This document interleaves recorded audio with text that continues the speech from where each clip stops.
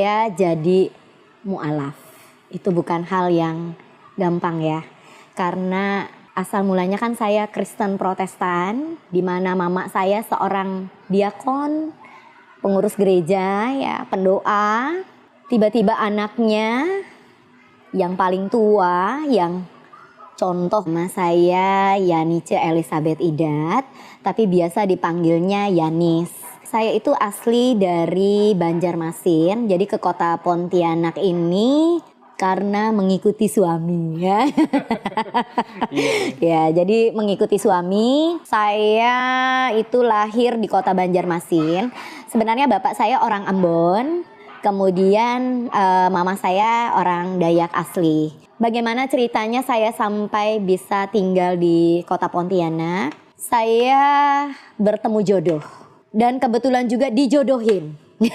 Bertemu jodohnya itu dijodohin ya, dijodohin sama teman, diperkenalkan sama teman, dan ternyata kita berjodoh. Akhirnya saya harus memilih. Kan tidak mungkin saya suami di Pontianak, saya tinggal di Banjarmasin. Akhirnya saya pindahlah ke sini. Saya meninggalkan semua pekerjaan saya di kota Banjarmasin yang mungkin saat itu ya, saat saya meninggalkan tuh saat saya lagi di atas-atasnya ya. Jadi benar-benar yang lagi wah-wahnya ya. Kalau yang sekarang kan katanya viral-viralnya. Jadi di mana saya di sana event untuk anak-anak itu yang setiap minggu itu tidak pernah sepi. MC nggak pernah sepi. Saya LO-in artis itu tidak pernah sepi. Jadi benar-benar yang luar biasa. Dan saya waktu itu juga sebenarnya perang batin. Perang batin tuh kenapa? Biasa kerja, tiba-tiba kita harus pindah tempat, memulai segala sesuatu dari nol. Itu tuh benar-benar tantangan yang susah buat saya. Saya sampailah di kota Pontianak. Saya memang beberapa kali memang sudah sempat pernah ke kota sini ya. Pertama saya datang itu untuk acara Cowboy Junior. Jadi kalau kalian dulu dengar Cowboy Junior acaranya di Aston, nah itu adalah saya ya. Kemudian event yang kedua yang pecah juga itu Pontianak Coloran. Itu luar biasa. Ya luar biasa suksesnya. Itu hampir 7.500 orang terkumpul untuk mengikuti Pontianak Coloran. Itu benar-benar yang wah benar. Dan itu saya masih belum menjadi warga Pontianak. 1 April 2014 saya menikah dan saya jadi mu'alaf. Itu bukan hal yang gampang ya. Karena asal mulanya kan saya Kristen Protestan, di mana mama saya seorang diakon, pengurus gereja ya, pendoa. Tiba-tiba anaknya yang paling tua, yang contoh buat adik-adiknya ya, ternyata aku harus meninggalkan mereka dan aku menjadi seorang mu'alaf dan aku dibuang. Sedih ya. Aku dibuang, bukan dibuang sih sebenarnya, lebih tepatnya tidak dihiraukan, dianggap tidak ada. Jadi saat pernikahan, acara pernikahan itu benar-benar sederhana sekali. Jauh dari yang namanya luar biasa, bagus, dekor apa segala. Sedangkan saya kan orang event. Jadi kita tahu event itu seperti apa. Ini kan event yang sekali buat seumur hidup. Dengan keadaan seadanya, kami menikah di KUA di Tabrani Ahmad ya. Sebenarnya itu benar-benar rasanya bukan aku banget ya. Tapi aku tidak ada pilihan karena tidak ada satu keluarga pun yang datang untuk acara aku. Karena aku juga tidak ingin memberitahukan mereka. Karena itu tadi, semua langsung diblok. Tidak ada komunikasi, sedih pokoknya sedih ya. Tapi aku menjalaninya dengan senang hati. Mulailah kehidupan baru di kota Pontianak. Kami benar-benar hidup susah. Padahal teman-teman aku di Banjarmasin itu banyak yang tidak setuju juga. Aku memilih tinggal di Pontianak. Karena menurut mereka, Kak Yanis, kamu itu sudah mempunyai segala-galanya di kota Banjarmasin. Hidup kamu sudah settle di kota Banjarmasin. Kok kamu mau sih kawin dengan orang di sana? Pengusaha apa segala macam yang suka dengan kamu di sini banyak banget. Kenapa kamu harus memilih orang Pontianak? Ya kita nggak tahu. Tuhan berbicara ya, Allah tuh berbicara, kita nggak tahu. Karena dulu itu berapa banyak aku punya pacar, itu Islam semua dan semua gagal. Tidak ada yang disetujui. Kemudian begitu aku menjalani kehidupan yang baru, aku benar-benar memulai semuanya dari nol. Tidak punya teman, tidak punya pekerjaan, hidup seadanya, ya. Itu luar biasa, benar-benar luar biasa. Jadi benar-benar diuji, apakah aku sanggup dengan kehidupan seperti ini. Tapi aku menjalaninya kok nyaman aja ya. Jadi gak pernah takut, besok itu aku makan apa ya. Karena kalian tahu kan, PNS gajinya berapa. Dan saat itu suami ya lagi tugas belajar. Tugas belajar itu berarti kan tidak masuk kantor. Jadi hanya diterima uang gaji saja. Dan uang gaji yang diterima itu, aduh. Akhirnya saya dan suami berkomunikasi dengan baik. Saya bilang, kamu mau bantu aku nggak? Karena tiba-tiba aku dapat telepon, ada pekerjaan dari salah satu susu, brand susu terkenal ya di Indonesia.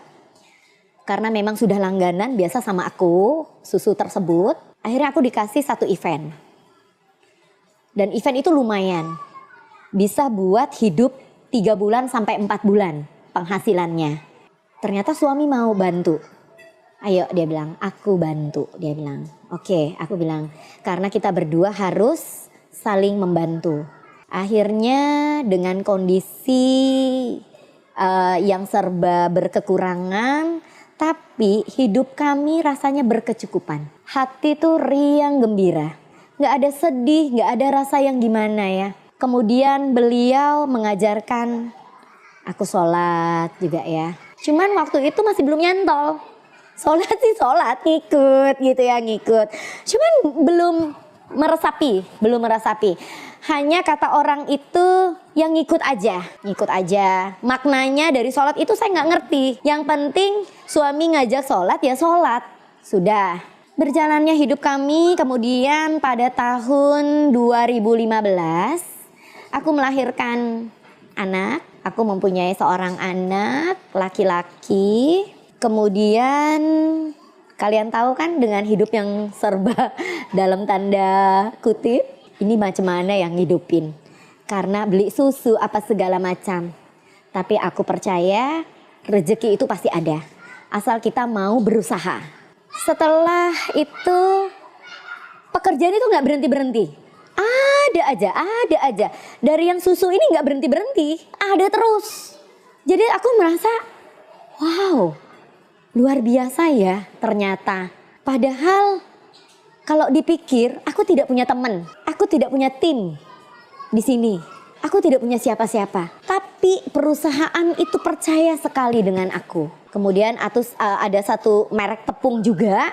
Itu juga nggak tahu dari mana. Tiba-tiba telepon, Bu Yanis tolong kerjakan event kami. Baik. Akhirnya hidup kami lumayan lah ya. Tapi masih belum lebih. Masih yang penting tidak ada utang. Berjalannya waktu. Kemudian suami selesai kuliah, wisuda, kembali lagi ngantor. Saat kembali ngantor ya, itu ternyata beliau tidak dihitung sama sekali di kantor. Jadi dianggap tidak ada, karena lama banget kan nggak masuk. 4 tahun kalau nggak salah, beliau 3 tahun apa 4 tahun ya, karena beliau mengambil D4 di Polnet, itu tidak dihitung sama sekali. Jadi datang ke kantor tuh tidak dianggap. Beliau cerita ke aku, dia bilang gini, "Mah, sedih ya rasanya datang ke kantor tapi tidak ada pekerjaan. dan tidak ada orang yang memberikan kerjaan, dia bilang. Terus aku bilang gini, "Pa, sabar. Karena banyak orang di luar sana yang pengen bekerja, yang pengen menjadi pegawai negeri.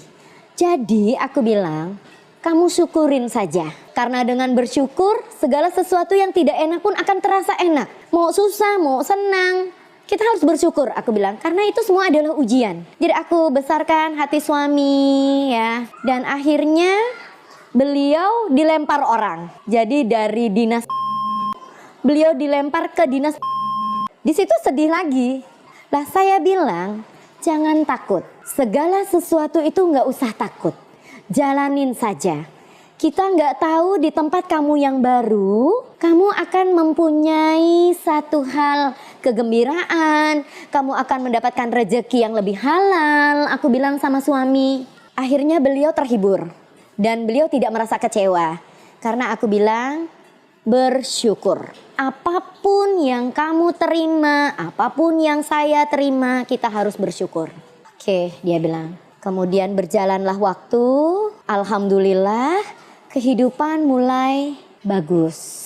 Mulai kita sudah bisa mulai menabung. Tapi aku yang jadi istri masih belum benar-benar menjadi seorang mu'alaf yang baik. Aku selalu sibuk. Suami memang udah sibuk kerja ya. Aku juga sibuk. Semakin kesini aku semakin banyak berkenalan dengan orang-orang event ya. Pekerjaan semakin banyak, kadang MC. Pokoknya jadi lupa dengan tugas juga sebagai seorang istri. Asik bekerja. Suami memang sempat menegur. Boleh nggak aku saja yang bekerja, kamu di rumah saja. Kasihan anak-anak. Oh enggak apa, aku bisa bayar orang. Dengan ininya aku jawab ya. Oh enggak apa, aku bisa bayar orang. Jadi anak-anak tuh nanti dijaga sama orang. Kita jangan menyusahkan orang tua juga, aku bilang. Kita bayar orang aja. Masih ngeyel. Akhirnya suami mengizinkan.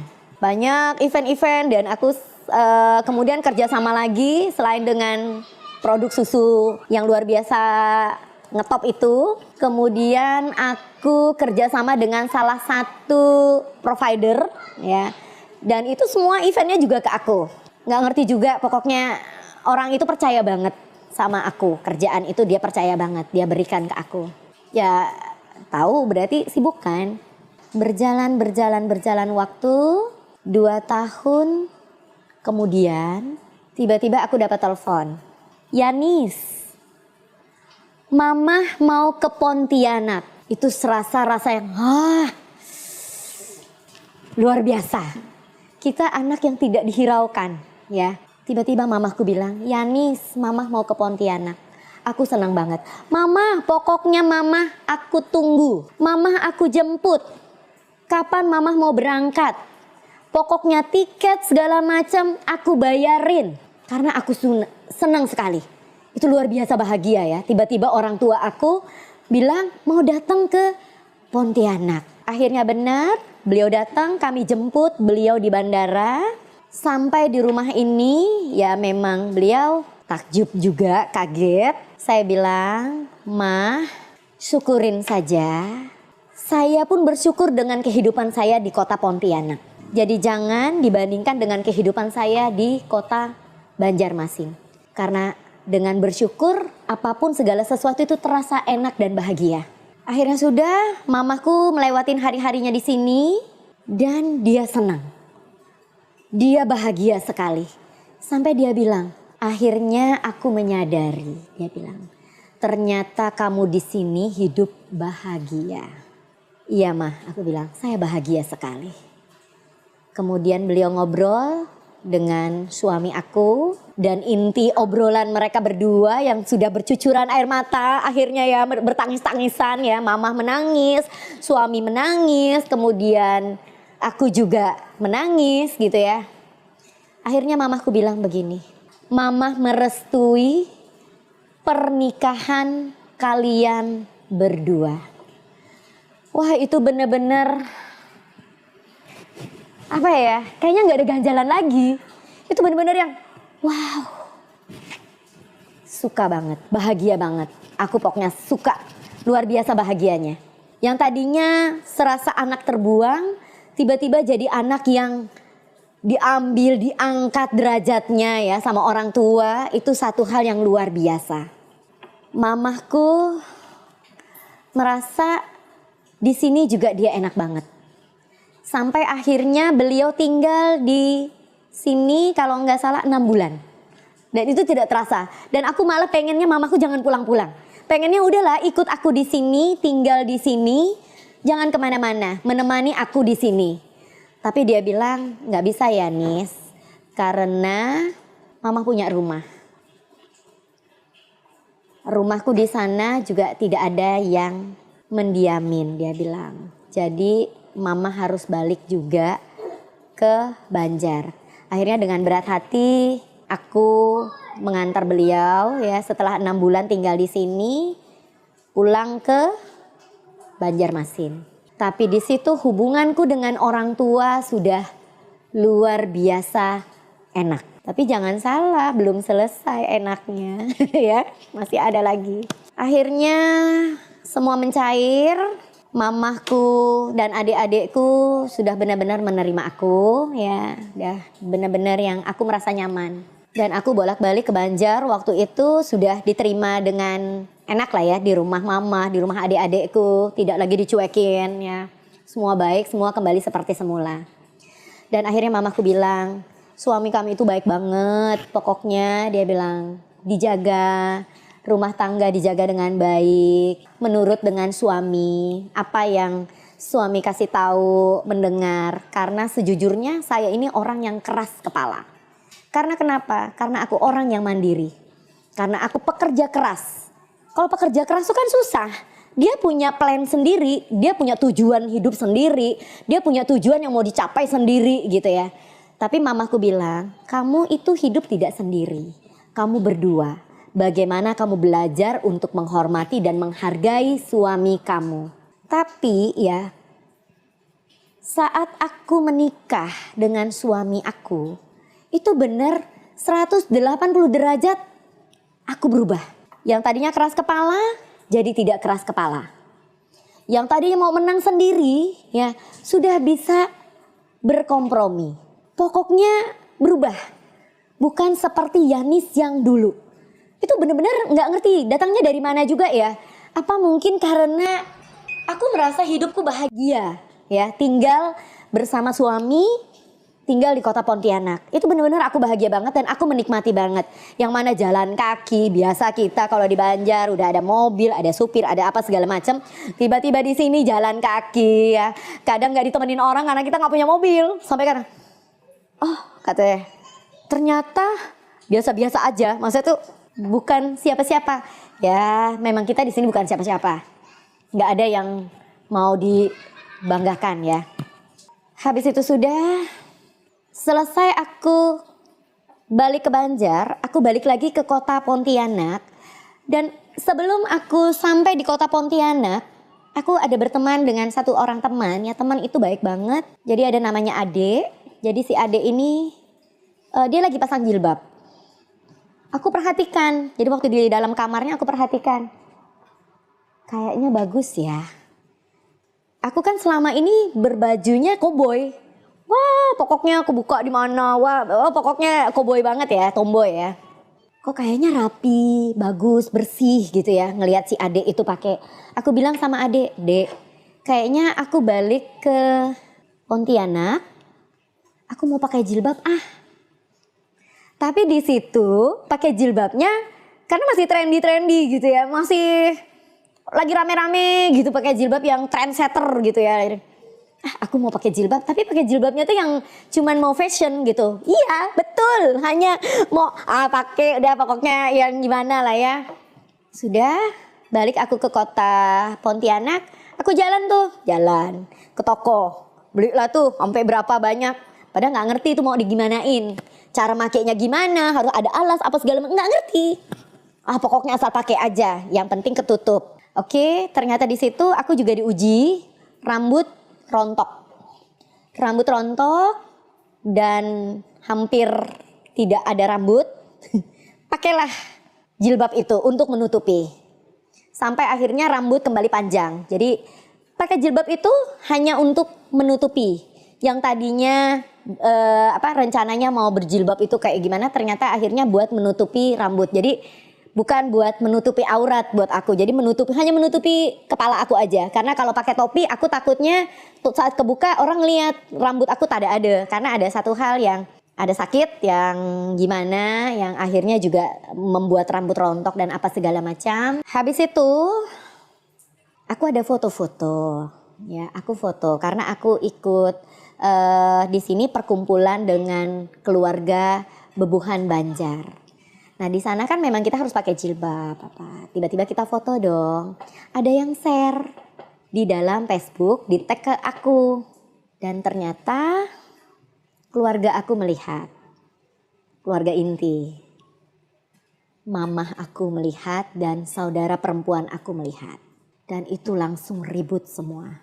Ribut, mamahku tidak terima. Kamu masuk Islam aja, tapi kamu jangan pakai jilbab. Wah, sedih banget kan, tiba-tiba harus begitu. Aku langsung diam. Kemudian adekku berbicara, kamu tuh gimana sih? Kamu gak kasihan ya sama mama? Cukup sudah kamu masuk Islam aja sudah melukai hati mama. Sekarang kamu tambah lagi pakai jilbab. Kamu tuh punya perasaan gak sih? Dia bilang gitu kan. Gini aja aku bilang, kita blok aja, kita tidak usah berteman. Dan aku akhirnya blok mereka. Aku gak mau mereka melihat Facebook aku. Karena aku tidak bisa menyuruh orang untuk, hey jangan di tag ya foto itu ke Facebook aku. Kan orang gak tahu apa yang terjadi antara aku dan keluarga aku. Aku benar-benar yang harus berjuang ya, aku berjuang. Setelah itu aku merasa aman karena apapun yang diupload di dalam Facebook itu mereka tidak akan melihat. Ya walaupun ada keluarga-keluarga yang lain pasti kan, entah di capture entah apa foto-foto itu. Tapi aku tidak peduli. Akhirnya aku datang kembali. Aku balik ke Banjar. Dan aku di sana tetap menggunakan jilbab. Aku tetap menggunakan jilbab. Apa kata mama aku? Yanis, mama bisa menerima kamu dengan cara kamu berpakaian. Kamu menggunakan jilbab. Mama tidak keberatan. Wah, aku langsung peluk mamah aku. Terima kasih mah, aku bilang. Terima kasih atas pengertiannya. Kemudian kita kembali bagus. Karena itu sempat tidak ada komunikasi sama sekali. Sempat hilang karena masalah jilbab tadi. Akhirnya aku datang, aku tetap menunjukkan bagaimana aku berpakaian. Ya walaupun masih copot, pasang. Itu rambut udah lumayan. Copot, pasang. Terus kata mamah aku, gak apa-apa, dia bilang. Mamah bisa menerima. Walaupun aku tahu dia bergetar, hatinya sedih pasti juga ya. Karena gak bisa dibohongin. Karena beliau seorang pendoa, seorang diakon. Di gereja, penetua diakon gitu ya. Dia dengan adikku. Ya malu sih ya punya anak mungkin seperti aku. Tapi aku bilang sama mamahku, mama jangan malu. Kita kalau meninggal jalan kita masing-masing. Kita tidak membawa embel-embel apapun. Jadi aku bilang kita hidup ini memang harus baik. Baik dengan siapapun. Karena kebaikan itulah yang akan dihitung oleh Allah nanti saat kita meninggal. Jadi saya izinkan dengan cara saya, aku bilang sama mamaku, mamah dengan keadaan yang mamah percaya. Akhir sudah tidak ada masalah lagi dengan jilbab.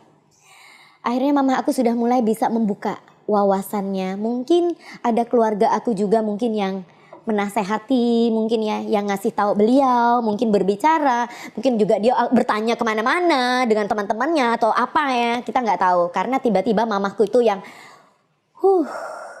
dia bisa terima. Sudah, nah sekarang sudah tidak ada halangan dari keluarga. Hidupku udah enak banget.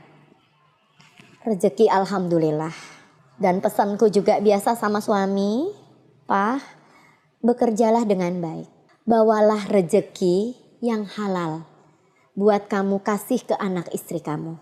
Tidak perlu melakukan hal yang tidak-tidak, karena aku sebagai istri kamu tidak ada menuntut apa-apa. kita sudah bisa makan sehari-hari itu udah syukur. Kalau dikasih Tuhan bonus itu alhamdulillah. Ya memang hidup kami bahagia. Bahagia banget ya. Walaupun semua masih secukupnya. Masih belum berlebihan. Cuman alhamdulillah luar biasa. Kemudian aku kembali disibukkan dengan pekerjaan. Setelah itu kita masuk ke pandemi.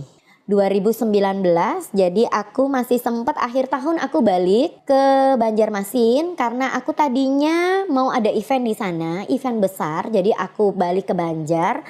Ternyata event Porseni itu seluruh Indonesia itu diundur karena corona lagi merajalela, Maret waktu itu. Jadi saat aku balik ke kota Pontianak ya, di Banjarmasin tuh lagi corona tuh lagi yang gimana-gimananya. Akhirnya aku sampai di sini, suamiku dengan takut juga, takutnya kita kenapa-kenapa kan, karena dengar corona yang gimana-gimana kan. Mandilah, jangan langsung masuk ke rumah, bla bla bla bla macam-macam. Iya, aku bilang sudah. Akhirnya di situ kita semua di rumah kan, tidak ada pekerjaan-pekerjaan yang bisa kita kerjakan karena semua harus dikerjakan di rumah dan tidak ada kegiatan di luar. Aku berpikir, wah gila ya, gue biasa kerja tiba-tiba gak kerja, aneh-aneh juga. Akhirnya dengan keberanian yang ada, aku mencoba masak soto Banjar. Dan di luar perkiraan aku saat itu memasuki bulan puasa. Aku coba promo ke orang-orang Banjar yang ada di sini, beli 2 gratis 1, beli 5 gratis 1. Ternyata tuh rame banget. Alhamdulillah banget ya. Karena suami juga, aduh kita gak bisa ke kantor apa segala macem ya. Ya otomatis kan kehidupan ekonomi juga agak gimana kan. Aku bilang ayo sudah jangan putus asa. Ayo kita bantu aku bagaimana caranya untuk melakukan pekerjaan ini. Aku bukan seorang yang handal untuk masak. Karena keluarga aku di Banjarmasin tuh tahu banget aku bukan tukang masak. Aku gak bisa masak, gak bisa kerja ya. Karena biasa tuh selalu pembantu. Akhirnya aku masak. Dan teman-teman aku di Banjar gak percaya. Hah? Kamu jualan soto? Iya aku bilang, aku jualan soto. Itu Tuhan mulai bekerja dalam kehidupan aku ya. Mulai bekerja. Segala yang tidak mungkin jadi mungkin. Gak bisa masak. Gak ngerti bumbu. Tiba-tiba aku mengerti bumbu.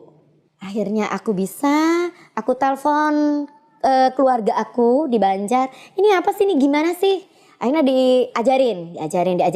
Oke, baik aku bilang. Dan selama bulan puasa itu luar biasa aku dapat rezeki dari jual soto Banjar. Senang, pokoknya orang udah tahu nih. Yanis tuh jualan soto Banjar. Sampai teman-teman di Banjar, gila lu Bu ya, dia bilang. Lu bisa masak ya. Ada yang gak percaya ya, sampai minta di video call. Saat aku masak tuh minta di video call. Aku video lah biar ngelihat. Iya ya kata mereka, bener ya. Jadi aku percaya segala sesuatu itu tidak ada hal yang tidak mungkin. Asal kita berusaha. Akhirnya aku lebaran, kami balik kampung, kami ke Mempawah. Dan di sana aku juga bikin soto dan ternyata keluarga suami juga suka. Berjalannya waktu masuk ke Agustus 2020. Teman buka satu rumah makan. Besar, ada tempat wisata dan apa segala macamnya. Tiba-tiba aku main ke sana, si teman bilang, pas kamu datang, tolong bantu pekerjaan ini. Dan aku kasih jabatan manajer. Wow, ini lagi masih agak sedikit pandemi sih udah mulai menurun ya, Agustus sudah menurun. Aku bilang sama suami, izin dong, gue mau kerja nih, gue jadi manajer, bla bla bla bla bla bla bla, pokoknya. Aku dikasih fasilitas ini, gaji sekian. Oke, kata suami. Suami tidak keberatan. Baik, kita bekerja. Set bekerja sampai akhirnya di bulan Desember. Itu benar-benar aku nabung. Jadi penghasilan aku kerja tuh nabung, pokoknya seneng lah ya kita bisa bekerja, bisa menghasilkan uang gitu ya. Dan aku bisa menyalurkan hobi aku yang event-event tadi, aku bisa membuat event kembali di rumah makan ini, di tempat makan ini, tempat wisata ini. Di pertengahan Desember tiba-tiba aku dapat cobaan. Suami sakit. Aku pikir sakit biasa aja. Jadi aku bilang, "Pak, aku masih harus kerja karena ini mau liburan Natal." Karena liburan Natal, kemudian liburan tahun baru, itu tempat wisata pasti rame kan? Dan aku lebih mementingkan itu. Aku pikir dia penyakitnya tidak terlalu parah. Jadi aku pikir dengan aku siapkan obat, aku siapkan makanan buat dia sarapan, buat dia makan gitu ya, udah cukup. Ternyata tambah parah. Jadi seminggu kemudian tambah parah. Bukan tambah baik ya, tambah parah. Wah, aku juga jadi bingung. Tapi aku juga harus, ini kerjaan aku masih, aduh tunggu sebentar deh. Kamu sabar ya, di rumah aku selesaikan dulu pekerjaan aku. Akhirnya tugas aku selesai. Di tanggal 3 Januari aku ngobrol sama bos aku. "Pak, saya izin dulu ya Pak ya, saya mau urus suami. Suami saya sakit." Wah, itu kebayang kan? Sakitnya udah parah. Jadi tuh aku bawa ke dokter, dicek, ternyata banyak sakitnya, komplikasi. Pokoknya banyak lah. Wah, aku langsung terdiam. Wah, seperti apa ya? Kayaknya merasa berdosa banget ya. Aku menelantarkan suami sakit gitu ya. Kemudian setelah selesai di dokter udah mulai minum obat apa segala macam ya. Ya menurut aku agak lumayan. Aku pikir sembuh. Ternyata tidak sembuh. Malah kuning di mata apa segala macam. Wah, ini gak bisa nih, aku bilang. Akhirnya memanggil perawat, dokter untuk ke rumah dan dirawat di rumah saja. Karena suami aku ternyata paranoid banget dengan corona. Karena dia ini terlalu was-was. Jadi daripada masuk rumah sakit, malah akhirnya anjlok imunnya, malah jadi tidak bagus. Akhirnya aku panggil orang, dokter, aku panggil perawat ke rumah ya. Diberikanlah yang terbaik. Jadi kami sehari itu menghabiskan jutaan, saya bilang tidak apa-apa. Jadi uang yang kami cari ini ternyata masih belum bisa kami nikmati. Jadi harus untuk pengobatan. Ya. Setelah itu suami mulai diobati, mulai menunjukkan kemajuan. 4 hari kita rawat di rumah ini ya, sudah mulai bagus. Karena saya lihat begitu teman-temannya datang menjenguk, dia senang, dia bahagia sekali. Wah, aku lalu berpikir, oh berarti kalau aku bawa ke Mempawah, ini pasti senang. Karena teman-teman kantor ada di sana semua. Ya, ada di keluarga dekatnya juga di sana semua.